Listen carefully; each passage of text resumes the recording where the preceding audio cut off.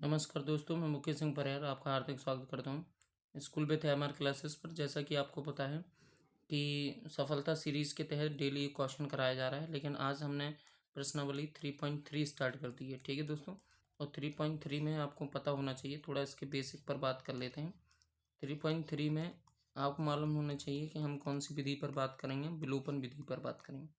दोस्तों, विलोपन विधि क्या होती है? इससे पहले हम किस में प्रतिस्थापन से करते थे, लेकिन अब हमें जो भी क्वेश्चन करने हैं वो सारे विलोपन विधि से करने हैं।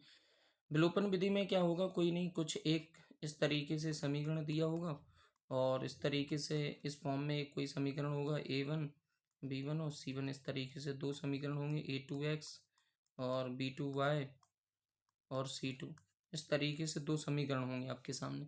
तो ये दोनों समीकरण आपको क्या करने हैं पड़ेंगे यहाँ पर विलोपन विधि में, कि दोनों समीकरण में या तो आपको x के गुणांक, सबसे पहले समीकरण एक और समीकरण दो दिया होगा, तो या तो आपको x के गुणांक या y के गुणांक, इन दोनों में से किसी एक के गुणांक क्या होने चाहिए, बराबर होने चाहिए। या तो x के गुणांक होना चाहिए या y के गुणांक बराबर होना चाहिए। अगर x के बराबर हैं तो कोई दिक्कत नहीं, अगर y के बराबर हैं तो भी कोई दिक्कत नहीं, और अगर बराबर नहीं है तो या तो x के गुणांक आपको बराबर करने पड़ेंगे या तो y के गुणांक बराबर करने पड़ेंगे। x के गुणांक और y के गुणांक बराबर करने के बाद क्या करना है आपको, फिर इनके चिन्ह देखना है। अगर दोनों सेम चिन्ह से हैं तो समीकरण को घटाने जाओगे, अगर दोनों अलग अलग चिन्ह के हैं तो समीकरण को क्या करोगे, जोड़ने जाओगे। ठीक है दोस्तों, तो क्या बोला मैंने आपसे, ये विलोपन विधि क्या होती है। विलोपन विधि में दो इक्वेशन दी होंगी, दो समीकरण दी होंगे, उन दो समीकरण में या तो x के गुणांक बराबर करने हैं या y के गुणांक। गुणांक का मतलब जो उसके गुणा में लिखा हो, जैसे यहाँ पर x का गुणांक कितना है, 2। यहाँ पर y का गुणांक कितना है, 3। इस तरीके से। तो आइए दोस्तों, हम सॉल्यूशन पर बात कर लेते हैं, उससे और चीज़ें क्लियर हो जाएंगी। तो सबसे पहले x प्लस में y इक्वल टू में 5, जैसे मैंने मान लिया समीकरण एक, समीकरण एक है। 2x माइनस में 3y इक्वल टू में 4, इसे मैंने मान लिया समीकरण दो, ये समीकरण दो है। ठीक है दोस्तों, हम कौन सी विधि बात, विलोपन विधि लिखेंगे। विलोपन विधि से, कौन सी विधि से, विलोपन विधि से। तो जब हम विलोपन विधि से लिखेंगे तो मैंने आपको क्या बताया था, या तो समी x के गुणांक बराबर करने हैं या किसके, y के गुणांक। तो जब हम विलोपन विधि से देखेंगे तो x के गुणांक, यहाँ पर x का गुणांक कितना है, 2, तो यहाँ भी मुझे क्या लाना पड़ेगा, 2। तो समीकरण एक में मैं किसका गुणा कर दे रहा हूँ, 2 का। समीकरण एक में 2 का गुणा करने पर, 2 का गुणा करने पर, तो समीकरण एक में जब मैं 2 का गुणा करूँगा तो 2x प्लस में 2y पूरे समीकरण में होगा, और 2 का गुणा 5 से होगा तो कितना आ जाएगा, 10। अब ये जो समीकरण होगा, ये समीकरण कौन सा बन गया, 3। अब आपने समीकरण एक में 2 का गुणा किया है, एक से 3 बना है, तो एक को कैलकुलेशन के लिए भूल जाओ। अब समीकरण 2 और 3 को देखना है। तो अगर हम देखें, यहाँ भी x का गुणांक बराबर है, यहाँ भी x का गुणांक बराबर है। तो दोस्तों, जब दोनों गुणांक बराबर हों, उनके चिन्ह भी सेम है, तो हम कुछ नहीं करेंगे, माइनस कर दें। तो समीकरण तीन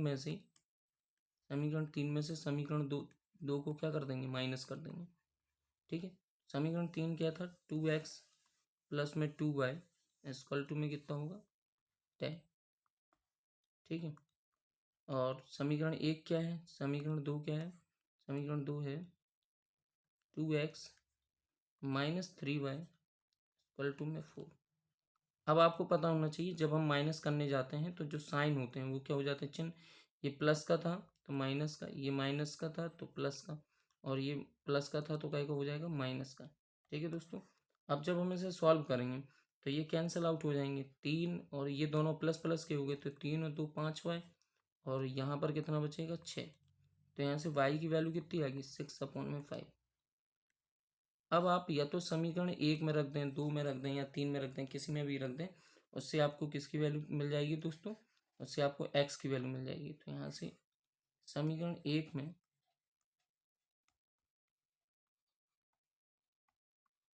y का मान रखने पर,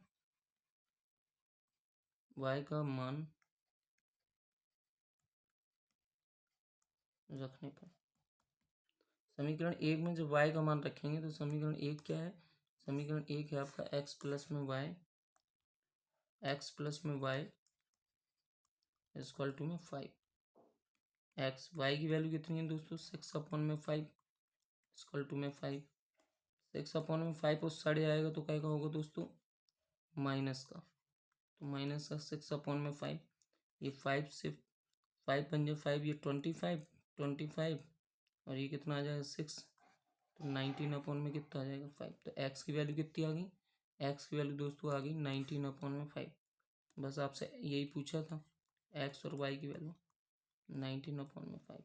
ठीक है, धन्यवाद दोस्तों। अगर कोई भी आपको डाउट है तो आप कमेंट कर सकते हैं।